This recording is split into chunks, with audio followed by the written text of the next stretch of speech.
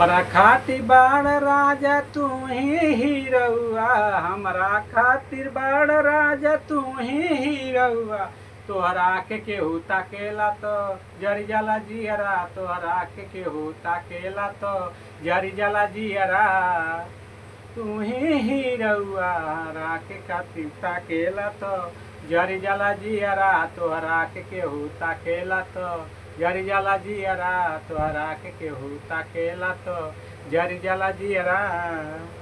तू ही हीरौआ तोहरा के केहू ताकेला तो तू ही हीरौआ। हवा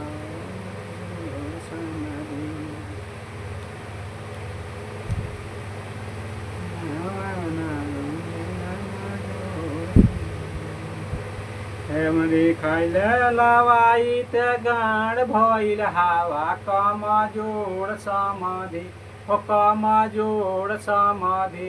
इनसे मड़ाओ नाही लेला का जोड़ समाधि।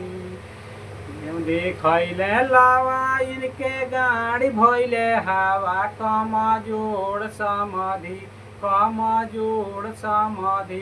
इनसे मड़ो नहीं लेला कम जोड़ समाधि। अरे इसे मड़ो नहीं लेला कम समाधि कम जोड़ समाधि। इनसे खैले लावा इनके गाड़ी भइल हवा, समधि खैले लावा इनके गाड़ी भइल हवा। कम जोड़ समाधि कम जोड़ समाधि। इनसे मड़ो नहीं लेला कम जोड़ समाधि। इनसे मड़ो नहीं लेला कम जोड़ समाधि। रानी हो जेठानी हो केरा मनो के रानी हो, हमरे मनो में जेठानी हो जेठानी हो। हमरे मनो के मिलल परानी हो। होत धोरी मंदिलवा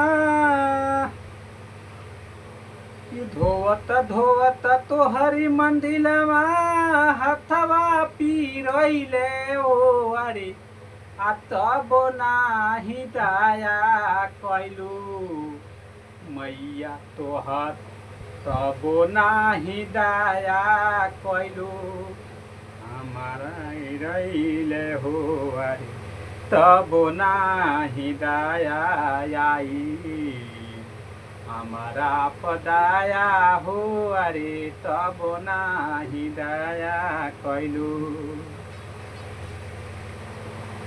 कवन गुनवा बाटे तुहरा भोला में, चर्चा होला टोला टोला में। हे गौरा कवन गुनवा बाटे तुहरे भोलवा में।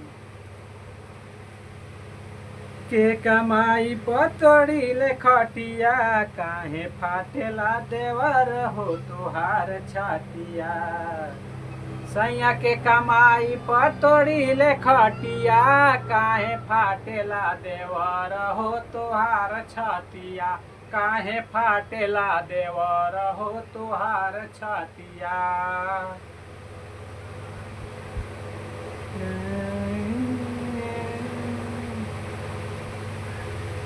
चने गो भैयावा नया गो भौजिया बाड़ी हो रा।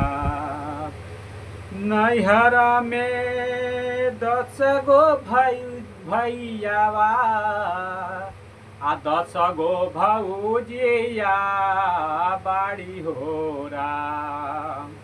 अरे तबहू न मन लागे एक गो सजानावा बिना राम। तबहू न दिल लागी एक गो सजानावा बिनु राम।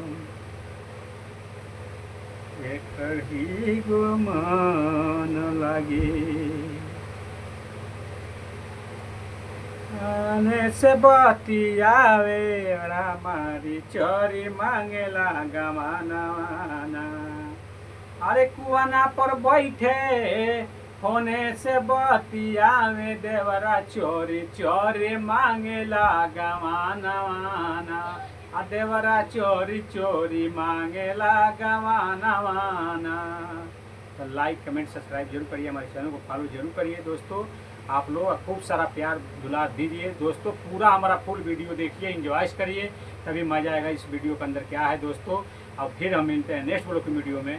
और दोस्तों हम फेसबुक चैनल पे डेली 9 बजे 9:30 बजे 9 के या 9:30 के बीच हम लाइव आते हैं। आप लोग 9:30 बजे करीब में आप लोग जरूर जुड़िए। और संडे के दिन हम जो है कि 9 बजे आते हैं लाइव, 9 बजे लाइव संडे के दिन आते हैं।